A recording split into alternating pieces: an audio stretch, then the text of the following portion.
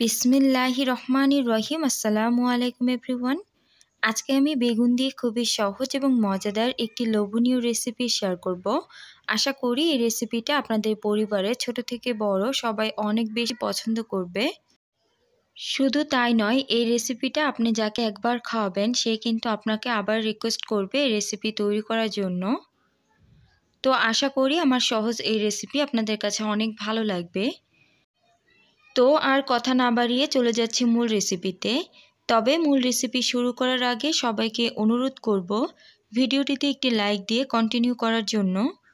আপনারা যারা আমার ভিডিওটি ফেসবুক থেকে দেখছেন তারা প্লিজ আমার পেজটাকে ফলো দিয়ে রাখবেন, আর যারা ইউটিউব থেকে দেখছেন তারা প্লিজ চ্যানেলটিকে সাবস্ক্রাইব করে পাশে থাকার নোটিফিকেশনের অল অপশনে ক্লিক করে রাখবেন। এতে করে আমি যখনই ভিডিও আপলোড করব সাথে সাথে আপনার ফোনে নোটিফিকেশন চলে যাবে। বেগুনের এই মজাদার রেসিপি তৈরি করার জন্য এখানে অবশ্যই ভালো মানের একটি বেগুন নিতে হবে। চেষ্টা করবেন যেই বেগুনের মধ্যে বিচি হয়নি ওরকম ধরনের বেগুন এখানে নেওয়ার জন্য। এতে করে বেগুনের টেস্ট অনেক ভালো হবে।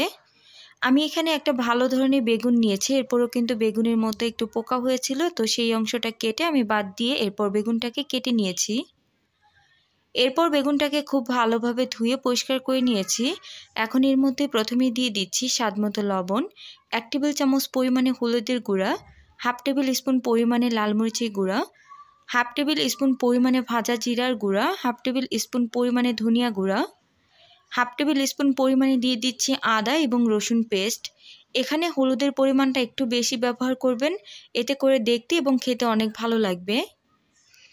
এখন হাতের সাহায্যে একটু ভালোভাবে মশলাগুলোকে বেগুনের মধ্যে মেখে নিতে হবে, আর এই কাজটা কিন্তু অবশ্যই একটু ভালোভাবে করতে হবে। এখন প্রথমে প্রতিটা বেগুন খুব ভালোভাবে ভেজে নিতে হবে। বেগুন ভাজার জন্য আমি এখানে প্রায় 4 টেবিল চামচ পরিমাণে সয়াবিন তেল দিয়ে তেলটাকে গরম করে নিয়েছি। এরপর বেগুনগুলো এর মধ্যে দিয়ে দিচ্ছি।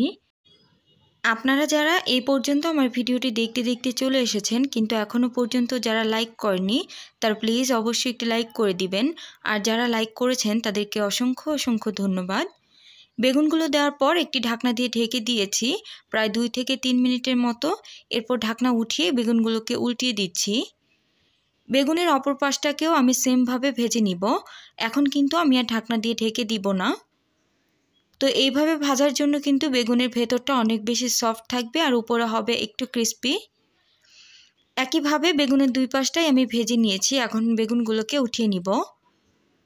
তো ভিউয়ার্স, আপনারা যারা এখনও পর্যন্ত আমার চ্যানেলটি সাবস্ক্রাইব করেননি তারা প্লিজ চাইলে কিন্তু আমার চ্যানেলটিকে সাবস্ক্রাইব করে পাশে থেকে যেতে পারেন। এখন এই অতিরিক্ত যে তেল মশলা ছিল এগুলো কিন্তু উঠিয়ে নিয়েছি, আর না হলে কিন্তু এগুলো পুড়ে যাবে। এখন এর মধ্যে দিয়ে দিচ্ছি প্রায় একটা বড় সাইজের পেঁয়াজ কুচি, দিয়ে দিচ্ছি 5-6টার মতো কাঁচামরিচ। প্রথমে পেঁয়াজ আর কাঁচামরিচটাকে একটু ভেজে নিব।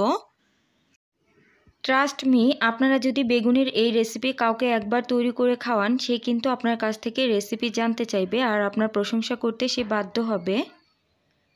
বেগুন আর কাঁচামরিচটাকে ভেজে নিয়েছি। এখন এর মধ্যে দিয়ে দিচ্ছি 1 টেবিল চামচ পরিমাণে কালো জিরা, আর এর মধ্যে দিয়ে দিচ্ছি প্রায় 1/3 কাপ পরিমাণে ফ্রেশ ধনিয়া পাতা কুচি।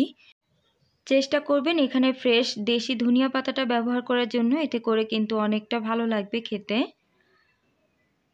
তো এখন বেগুনগুলো দিয়ে আলতো হাতে এগুলোকে মিক্স করে নিব এবং কিছু সময় অপেক্ষা করে এগুলোকে আবার উল্টিয়ে দিব।